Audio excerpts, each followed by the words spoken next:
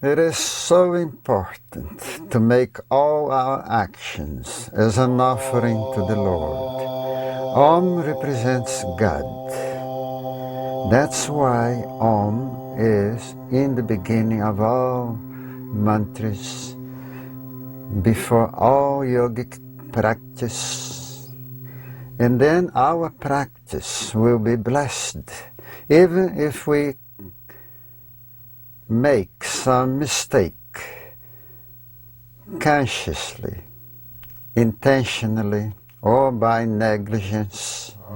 The Lord will fix that situation.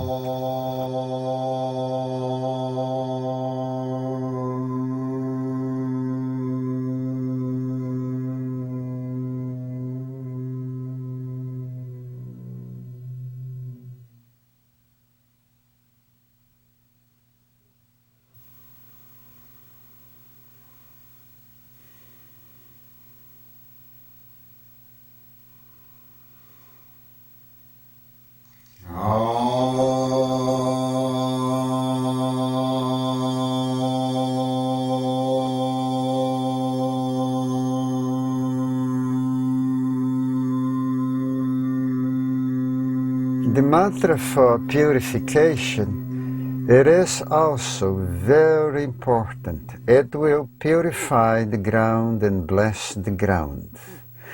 By repeating this mantra, the 72,000 psychic channels are purified. The walls, the ground, every object is purified. It will help to change the mental pattern of the practitioner. By changing the mental pattern of the practitioner, one starts attracting good objects, persons, anything that is good and positive to themselves. Please remember, don't try to find out the translation of this mantra. This mantra, if you know the translation of it, it will lose some of the psychic forces behind it.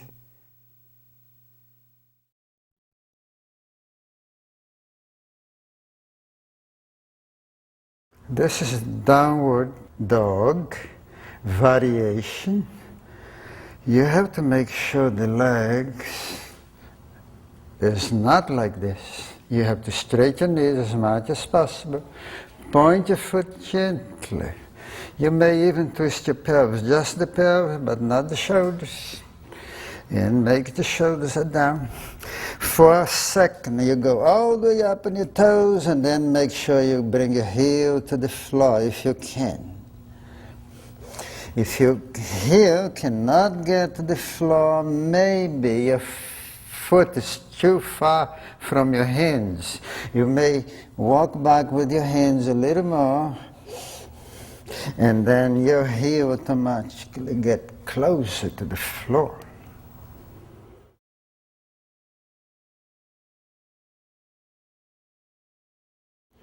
If you are having difficulties with the Visvamitrasana,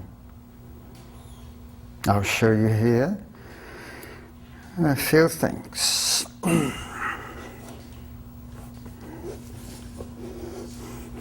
Make sure the shoulder is very close to your knee.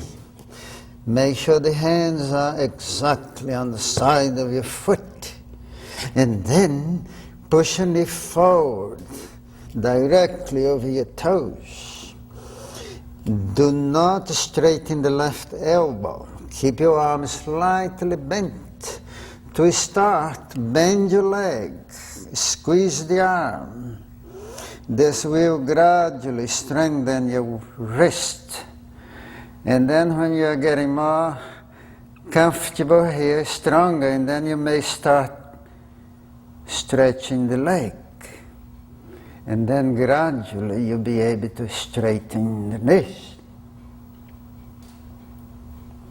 You may even, if it is too much for you, you can do it like this. You may hold your foot just to strengthen your wrist for a few days. And then eventually you'll be able to get strong enough to do the full pose.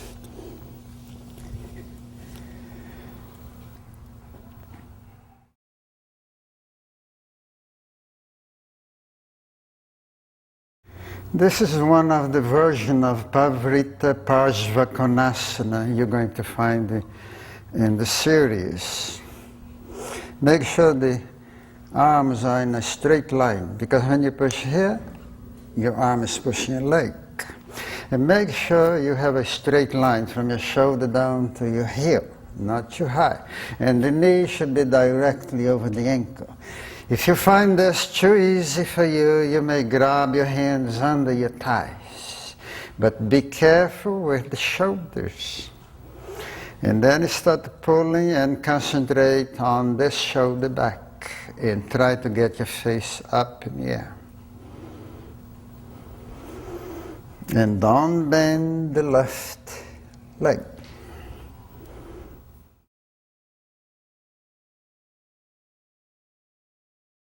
This is a crescent moon.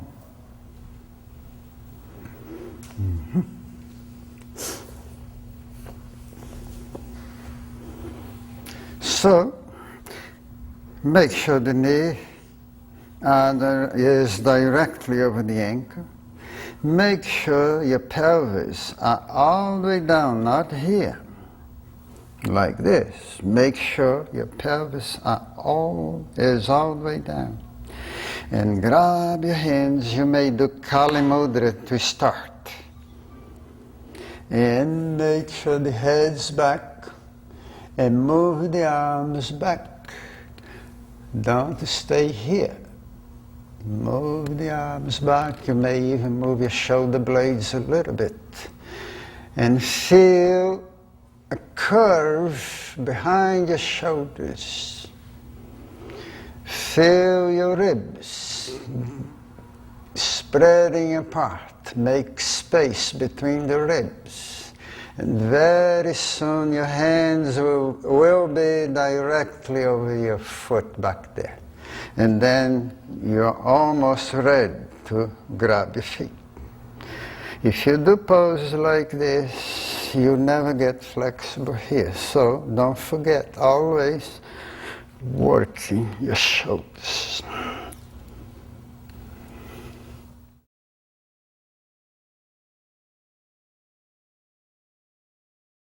Hanumanasana, leg split, for those who are not too flexible. Be careful with the hamstring. To make it easier, bend your leg and keep working here. The pelvis down gently like a spring. Keep working here gently. And to make a curve about here, you may move your body back. If you can, keep your fingertips on the floor. If you cannot reach for the floor, find the balance. You may keep one hand on the knee, just one finger. Or if you have a block available, you can hold the block here. And keep working gently, always moving your joints gently. And then after every 30 seconds or so, move your feet a little further. And then eventually you'll be able to go down without hurting your hamstring and without pain.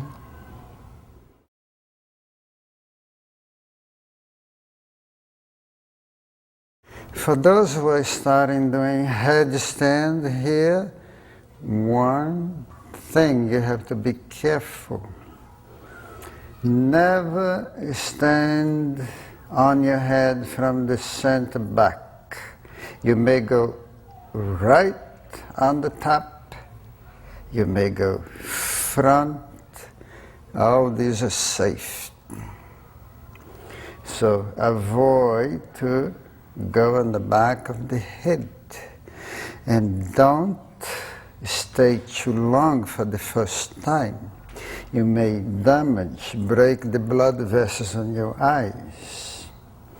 If you are not in good health, overweight, eating junk food, be careful. Don't stay too long.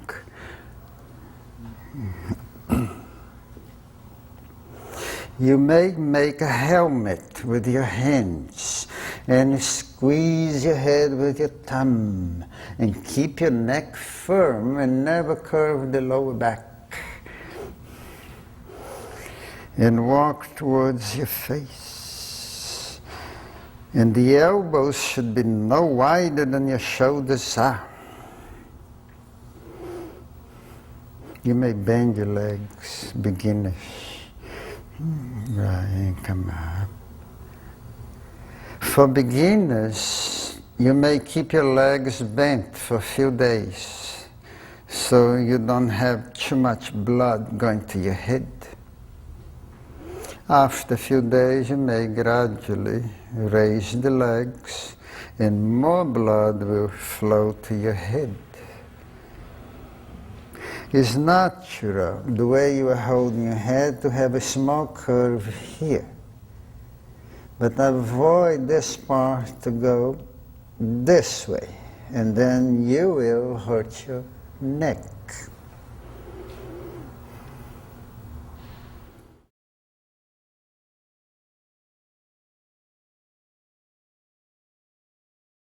Here's scorpion. If you're having any problem with the scorpion, you're getting tired too fast, maybe your arms are not in the correct way. Make sure the elbows are no wider than your shoulders, and your upper arm has to be in a vertical.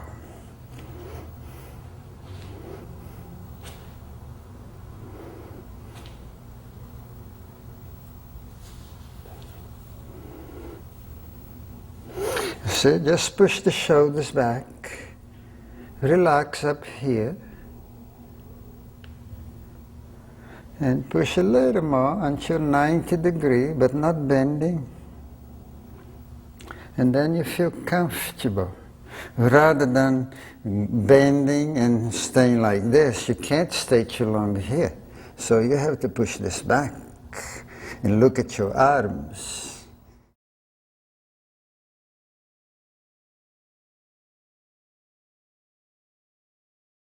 Here is the bridge being done in a traditional way. Many beginners sometimes hurt the fingers because this way you need lots of flexibility on your hands.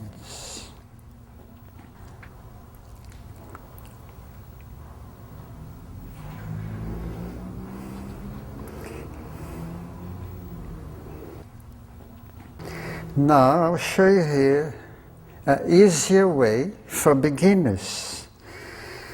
You just turn your hands, place your thumb towards the back, towards the spine.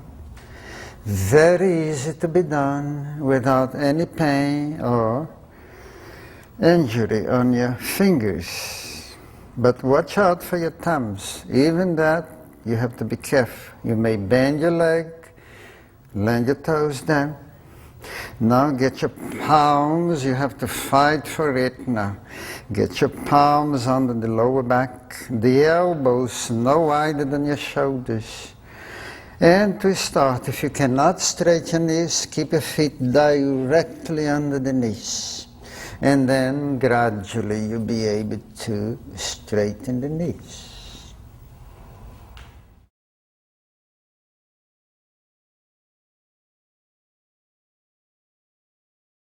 Now you see here how to go into the couch from the bridge. Very simple. Make sure the heels are almost together, if it is possible. And the big toes may be 3 to 4 inches apart. The knees may be apart to start. Sit. Grab the ankle. Make sure the elbows are on the floor. If your knees are not on the floor yet, you have to keep your elbows on the floor and hold your ankles. If your knees touch the floor and then you're ready to complete the pose by grabbing your elbows and dropping your arms on the floor in front of your face. And to break the pose, return your hands to your ankles, elbows on the floor, raise the head, raise the knee, put your back on the floor gently, and stretch the legs. Now I'll show you here another easy way to go into the couch from a lying down position. Raise your knees up. Make your feet like a V, as close as possible of the seat. Bring your hands like this, very close to your shoulders, like this. Take a half breath in now and move your body this way and sit on your heels. Put your elbows on the floor and grab your ankles immediately. Keep your elbows on the floor. And from there, you do whatever you saw before in the previous pose. To break, same thing. Return your hands to your ankles, raise your head and knees, put your back on the floor. Yeah, that's it.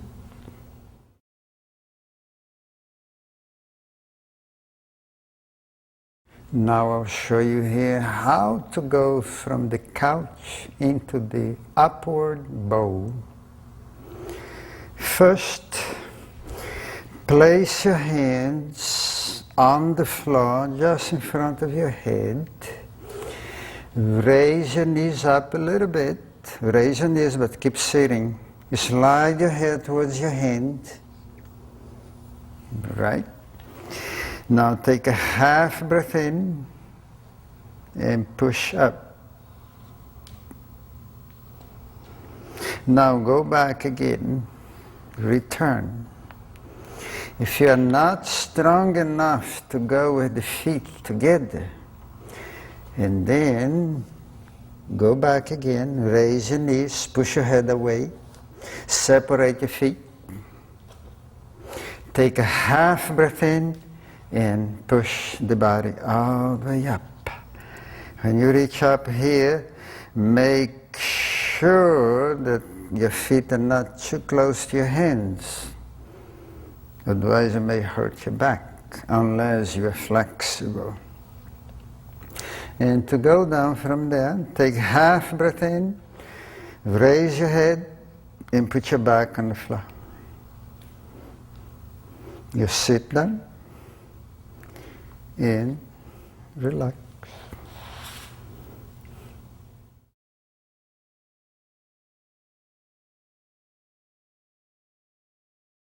Here is how to go into the compass pose.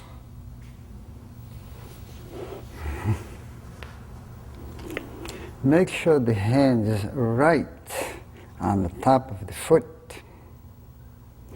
and push your knee right behind your shoulder. Make sure this hand goes all the way back. Push your right buttocks all the way back. Place your hand down and lean towards that hand. As you straighten the right knees, you start pointing your toes and straighten the ankle.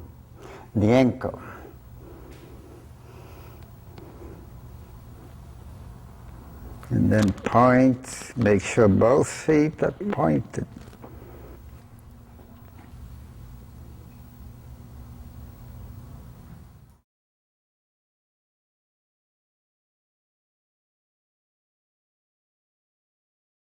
Here is Sthitibhasana for those who are starting it from a standing position. Bend your legs, put your fingers under your heels, pull here so that the shoulders get between the knees. Place your hands on the sides. Spread your fingers apart. Your hands should be wider than your shoulders are. Bring your sit down until you feel like your legs are squeezing the arms. And keep squeezing the arms and find the balance. And then to start, do not allow the knees to go away from your shoulders. You may bend the arms a little bit. Keep pushing the knees towards each other all the time. And raise one leg to start. Raise the other. And then by bending the arms a little more, you see the knees keep closer to the shoulders. Not like this, it's not comfortable. So you must stay with the knees near the shoulders. And then eventually you'll be able to straighten your elbows. Stay there.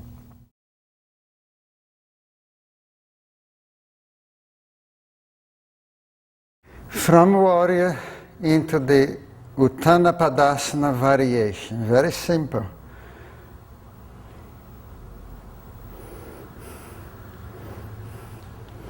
This is not an easy pose to achieve. If you don't have a good back stretch yet, if you did not master the Hanumanasana, your leg going to reach only here or less. But if you are flexible, just push your hands on the floor, get your head near the leg, keep pushing in, try to stretch as much as you can. That's it. But so don't you worry. Most people start with this leg no higher than the seat. And the rest will come gradually.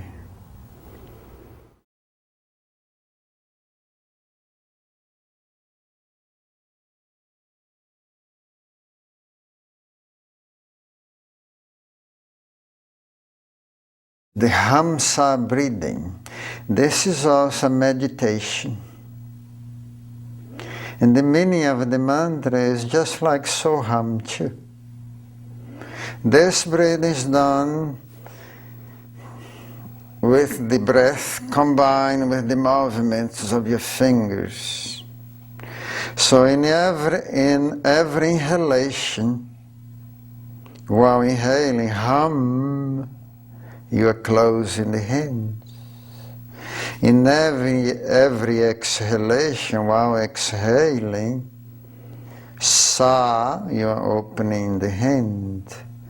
Fingers and lungs move together, and the breath is like in sleep by itself. So, in every inhalation there is a sound of hum. In every exhalation, sa. Imagine that your breath is producing these sounds. It takes a few moments to become comfortable. Let's try 1 or 2 rounds. Open your hands first. Breathe out completely. Now start inhaling gracefully, closing your hands. About 4 seconds or so to close. And then exhaling, opening. Very slow. In, hum, sa.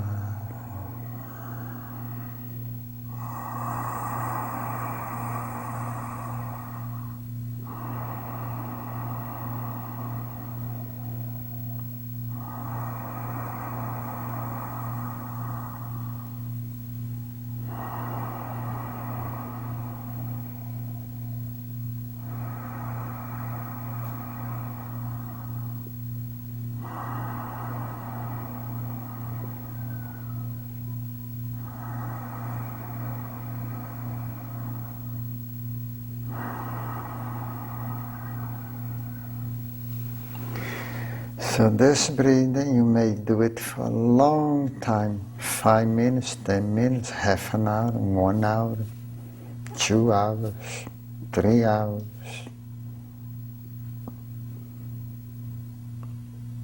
And then you are doing your meditation soon. Supreme bliss radiates from your heart region.